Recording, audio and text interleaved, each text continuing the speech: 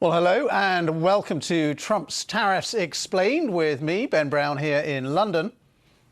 And me, Sumi Somaskanda, here in Washington. In the next 30 minutes, we're going to be asking and hopefully answering some of the key questions about the Trump tariff roller coaster of the last few days. Yeah, why, for example, did he impose them with such flourish last week, only to then put them on pause just a few hours after they actually came into effect? Was it a retreat forced on President Trump by the turmoil that we've seen, especially in the crucial bond markets? Or was it his strategy all along, as the White House has been suggesting, successfully driving dozens of countries to the negotiating table? And there may have been a rollback on American tariffs for the rest of the world, but why has Donald Trump doubled down on China with even steeper tariffs? In fact, the White House confirming today that the tariff rate for China is now 145%, a staggering number. So are we now witnessing an all-out trade war that is escalating at dizzying speed between the two biggest economies in the world, China and America? And if we are, which of them will blink first? So key questions to ask there. With President Trump changing up tariffs over the last few days, let's take stock, Ben, of where we are right now. That would be helpful, wouldn't it? The highest U.S. tariffs in a century have now been put on pause for 3 months, rolled back to a base of 10% for most of the countries in the world, except China, which now, as we just mentioned, has that 145% tariff on the products it sells in the United States, while in return, China has put tariffs of 84% on products coming in from America. By the way, the original higher tariffs of 25% on Mexico and Canada, we understand at this point, still stand. Also, tariffs of 25% are still in place on all aluminum and steel imported to the United States. Well, as far as the European Union is concerned, it has now put on hold its planned retaliatory tariffs against the United States. In return for the olive branch that was offered by Donald Trump, the EU has now held out an olive branch of its own. Well, when it came, President Trump's spectacular U-turn on tariffs did come as a surprise, but what forced him into that apparent climb down? Many financial experts believe it was the turmoil on the all-important bond market, which was dramatically increasing America's long-term borrowing costs on its national debt of more than $30 trillion.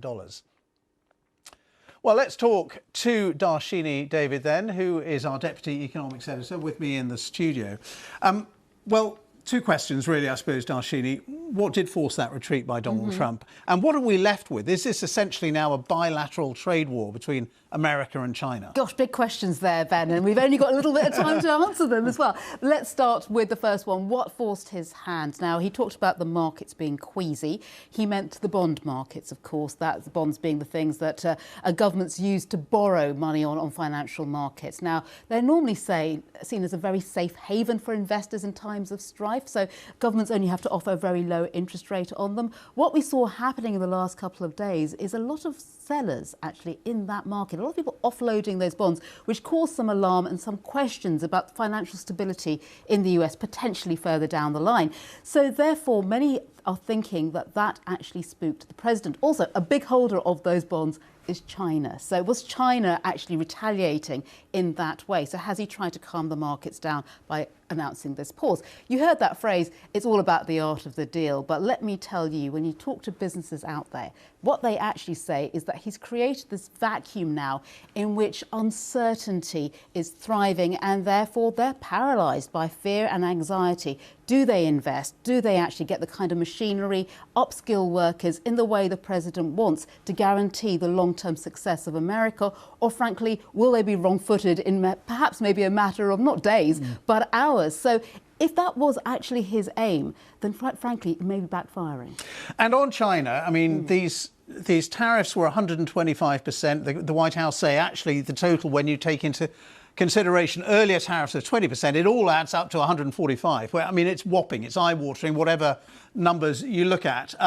And we are in this trade war now between the United States and China, the two biggest global economic powers. What are the consequences of that for the rest of the world? Huge, Ben, in a sentence, or in a word rather. Do you remember that phrase, conscious uncoupling? I think it was Gwyneth Paltrow who used it about her divorce many years ago.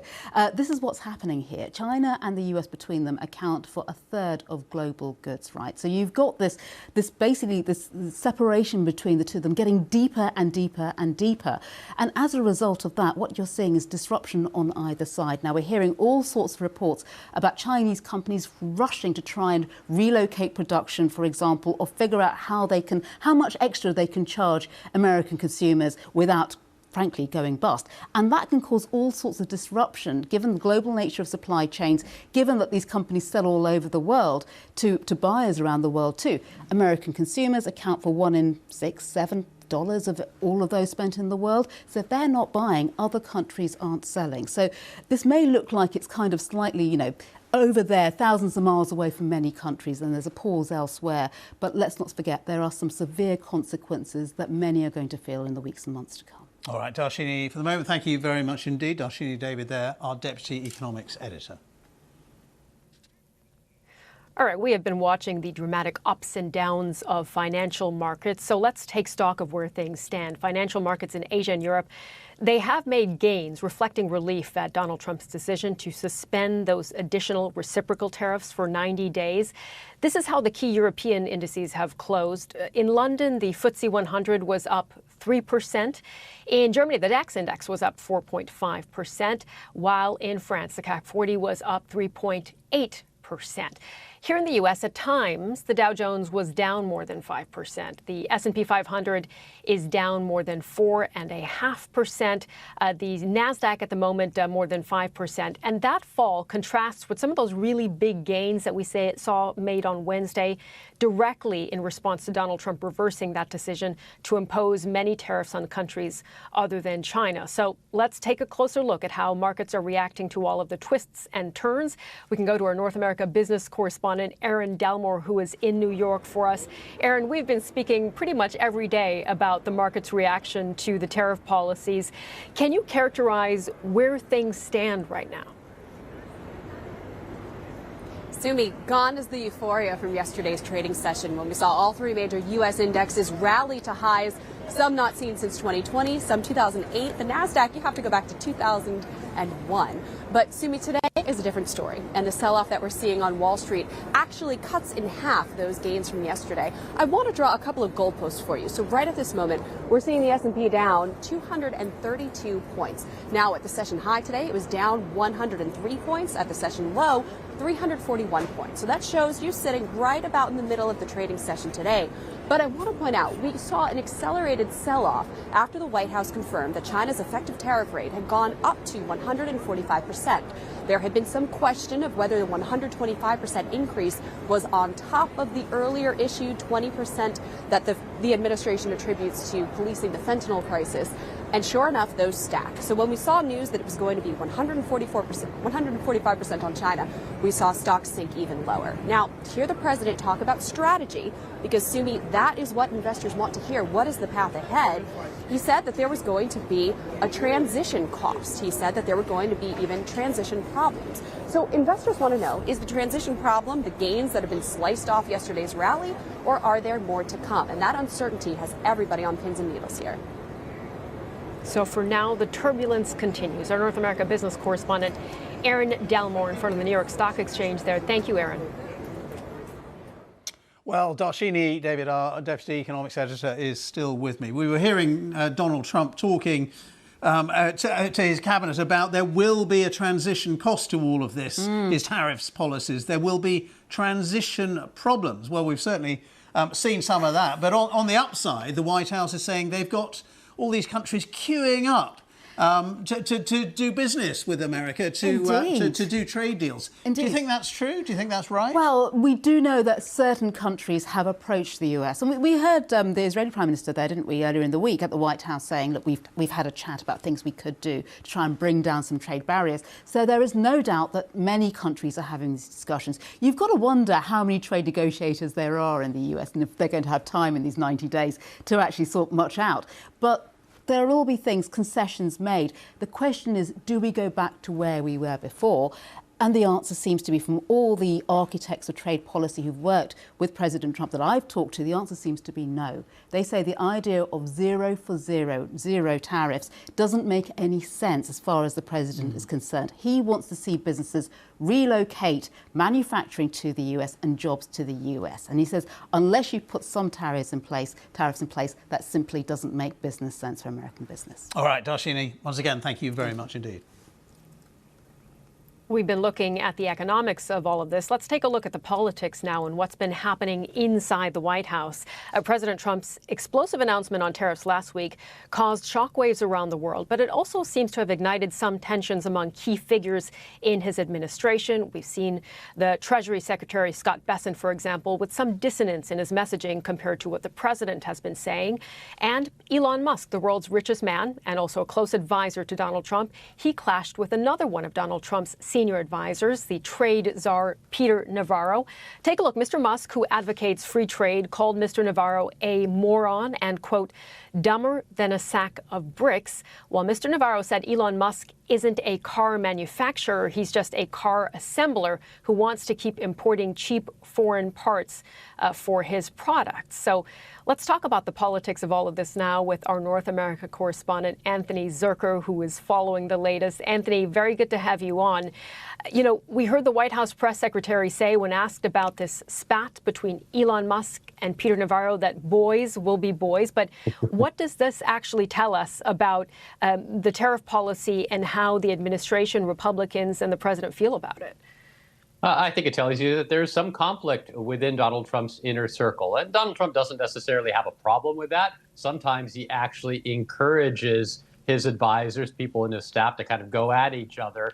He enjoys the conflict. He likes being able to float above it and then make the decisions based on what he sees. But I think there are different factions in this White House, and some of them, including Scott Bessent and others, are in favor of a more restrained trade policy. They want to focus on China. They don't want as big and sweeping across the board tariffs. But then you see other sides advocating a much more aggressive trade policy. Peter Navarro being one of the leading members of that group. And so now it seems like at least the folks who are preaching caution, the folks who are telling Donald Trump to take a step back and let the markets cool off a little bit, they have the upper hand. Anthony, we've seen at least two explanations for what we saw at the White House on Wednesday. It was either the art of the deal, as we've heard from the Trump administration, or a U-turn, as Democrats say, a climb down from the president. What do we actually take away from all of this? Has any of this weakened President Trump's position?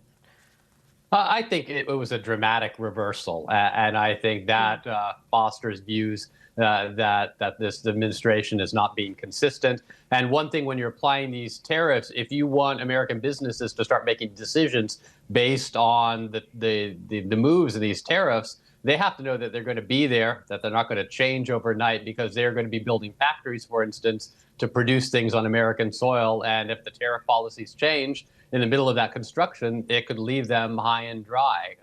I think you did hear from members of the administration say this was an art of the deal. This is where they wanted to be to begin with. They were bringing people to the negotiating table, allies, South Korea, Japan, the EU, meanwhile focusing attention on China as being the big villain here. But Donald Trump kind of undercut all of that yesterday afternoon when he came out and talked about queasiness in the markets, and people were getting a little bit afraid, and they were getting yippy, and that the bond market, what was happening with the instability in the bond market, was one of the reasons why Wednesday morning he made the decision from his heart, he said, not with lawyers, but from his heart, to dial things back. And that definitely undercut all of these "this was our grand plan" type of explanations. And Anthony, you know, polling generally lags a few weeks behind, so we don't always have a snapshot that's up to date. But what can we take away from what average Americans think of all of this? Well, we're starting to see some polls come out in the middle of this week that were in the field at the beginning of Donald Trump's move on tariffs. And they do show that the United States public is concerned, is a little more apprehensive about what Donald Trump is doing. His overall approval ratings have dipped somewhat. His approval for his handling of the economy and tariffs in particular show that a majority of the American public don't like what he's doing. And then you have to remember that with these permutations, the gyrations in the stock market, over half of Americans own stocks in their retirement accounts. They aren't Wall Street traders. They aren't folks who live and die by the stock market, but their retirement, their futures are based on stocks going up. And so they can't help but see, even if it's going to take longer for prices to go up and the tariffs to really take a bite, they can't help but see this affecting their savings and their long-term plans. All right. Anthony Zurcher, as always, thanks so much for that analysis. Well, we've been listening into the session of the US cabinet, actually, and let's just hear Donald Trump. He's there talking to his cabinet. Piece of concrete, which is, the area where there's massive. And I've looked at that during the Biden administration. You couldn't see a piece of that concrete. There were so many people on it. You couldn't, if you had helicopter shots, you couldn't see concrete. Now, this weekend, you had nobody there but a man with a broom sweeping it and cleaning it up. Pretty amazing. It's really an amazing job. But it will be used for that. It'll be used for a lot of things. It'll be used by the Department of Justice for doing a great job. Pam is doing a fantastic job. So it's going to be used for a lot. So there's Donald Trump talking to his cabinet. And at the beginning of that session of the cabinet, by the way, he talked about his tariff policies. And he said, quote, there will be a transition cost and transition problems, but in the end, it is going to be a beautiful thing. Well, here in the UK, the Prime Minister, Sir Keir Starmer, has said that trade talks with the United States are at an advanced stage and making progress. But he also said that any trade deal with the United States would not be the end of the challenge. Well, let's talk about that with Nick Watt, who's our political editor for BBC Newsnight, and also our world affairs editor, John Simpson's with us. Nick, first of all, tell us more about what Keir Starmer's been saying and these trade talks, because we know that Donald Trump is saying these countries are all queuing up, to get access to him, to come to the White House, to do deals because of his tariff policies. But I suppose the UK was looking for that for quite a while. Yeah, so what the UK has is obviously the lowest tariff, that 10%, which is now the one that everyone apart from China has. But we also have this extra 25% tariff on steel, aluminium and cars. So what we're trying to do is the UK would like that 25% figure to go down, but they'd also like the minimum 10% figure to go around, although the White House thinking at the moment is no, that 10% is not moving. The negotiations are over wider trade deals that countries would potentially be having with the United States. I mean, what Keir Starmer has been saying from the beginning of all of this is we'll be calm, we'll be cool, let's not sort of, tweet energetically as some European leaders did when obviously there was that bust up in the White House on the separate issue with President Zelensky. But behind the scenes, they're pretty nervous. They're nervous because it's a moment of peril for the UK, a potential trade war, but it's also a moment of peril for the world. And they know that you have a very unpredictable president. You mustn't offend him. And it's interesting, we saw that cabinet meeting in the White House. It's been going on for about an hour. The cameras are in there. Every cabinet minister going around that table, Mr. President, you're doing so well. Mr. President, you're transforming our country. I mean, cabinet ministers in the US are always pretty deferential to the president, but this is at another level. You mustn't offend Donald Trump. So we're trying to be very careful. And that, in a way, John Simpson, our world affairs editor, is the sort of the other side of the coin from China, isn't it? Because they are saying they'll fight to the end. For them, is this a sort of sense of national pride that they're not going to just roll over to Donald Trump? They are going to fight these tariffs. I think it's more than even the national pride. I think, honestly, Ben, that the Chinese see this as the future of the world, of China and of Europe, perhaps, but China versus America. And for 3-4 years now, Chinese officials, top figures, have been saying openly that China is the dominant power now. And here we have the test. President Trump has set it up, which might seem to be perhaps a bit unwise. The China Daily, which speaks specifically for President Xi, says caving into US pressure is out of the question. They're putting it all on the line. There's no possibility of backing down from that. If China does cave in to American pressure, then President Xi Jinping himself will pay the price for it. And that's how they see it. I think that President Trump, in some ways, sees it in the same way as being an all-out attack between China and America. But I think he believes that the US can win it. I'm not sure that many outside people would say that. I've heard it said that Donald Trump has got the watch, but China's got the time. In other words, it's big enough, and its political structure, essentially a dictatorship, means it doesn't have to worry. President Xi doesn't have to worry about midterm elections or anything like that. He can wait this out. He can be patient. Yes, as long as he wins. But, every Chinese leader, and Xi Jinping more than anybody else, has to remember that the stability of China comes first. And the danger of an all-out tariff war with China, OK, it's 3-4% of world trade, but nevertheless, it's an enormous amount of world trade.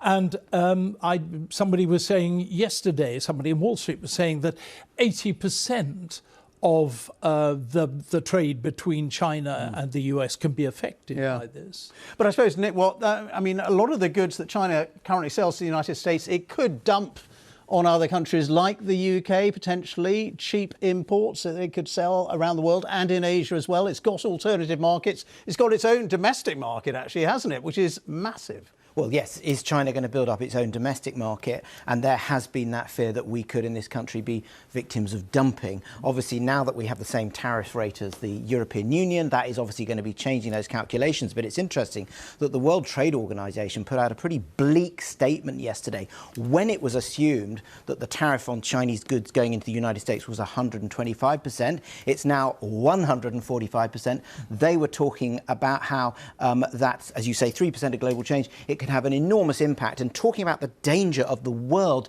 splitting into these sort of geopolitical split giants, and that could take, they say, 7% out of world GDP. You're into that sort of territory, you're way beyond a recession, you're heading in depression territory. So yes, and it's interesting, there was great happiness after there was that Donald Trump announcement yesterday. The stock markets were up. What's the story been in the last few hours? Stock markets down, because people are thinking we've got the two biggest economies of the world basically unable to trade with each other. And interestingly, at the end of his statement yesterday, Donald Trump was saying, I know President Xi, I think he wants to have a deal, but he doesn't know how to do it. You suspect it actually was Donald Trump saying that Donald Trump wants to have a deal, but Donald Trump, may not know how to get out of this. It's all mind games. Thank you very much, Nick Watt and John Simpson. Pleasure to talk to both of you. Nick, by the way, will be back here on BBC News in a few hours' time on the BBC Newsnight programme. Could much more have changed by then. You never know. That's right, Ben. And just before we go, let's go back to Wall Street outside the New York Stock Exchange. Our New York business correspondent, Aaron Delmore, is still standing by for us there. Aaron, we keep hearing that markets and businesses don't like uncertainty. What are traders there telling you about how they are managing expectations for the days and weeks to come? They're treading carefully, Sumi, and that's because they don't know what to expect out of this White House. Now, what investors want to hear is a concrete plan forward, what the strategy is. What they're hearing are the tactics. President Trump and his inner circle plans on negotiating with some 70-plus countries, but they're not hearing what the strategy is to get to the end game. And Sumi, I'll remind you, consumer spending powers 70% of the U.S. economy. It's an overwhelming number. So this fear that goods coming into the United States could cost more because of tariffs, then businesses would either absorb that cost or pass it on to consumers, which could suppress consumer spending. That is top of mind for every business leader thinking about the health of their firm in the months and the years to come even. So investors on tenterhooks at the moment, still feeling jittery, a bit yippy as President Trump characterized it yesterday, and trying to figure out what concrete plan and strategy they can hear from the White House. And what about the impact, Aaron, beyond Wall Street, on Main Street, as it's often said here? Do we have a sense of how all of this will impact average Americans with the possibility of prices going up significantly? Simi, when I ask that, I get a couple of different reactions, and a lot of it does depend on where people sit on the political spectrum. President Trump's broad narrative about being tough on China, about leveling the playing field, about making sure that other countries are paying to be in the U.S. market, are having fair, he calls fair deals of trade with the United States. It's broadly popular among his base, and people are willing to, as the president puts it, take a little bit of pain for long-term gain.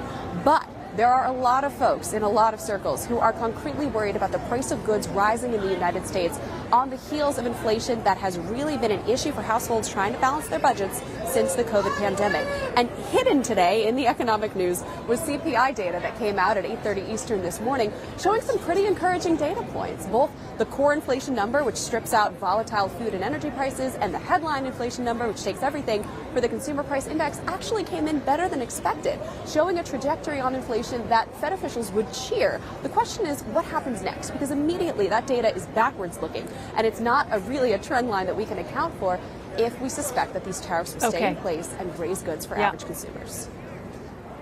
Aaron, really interesting. Great to talk to you as always. Thank you, Aaron.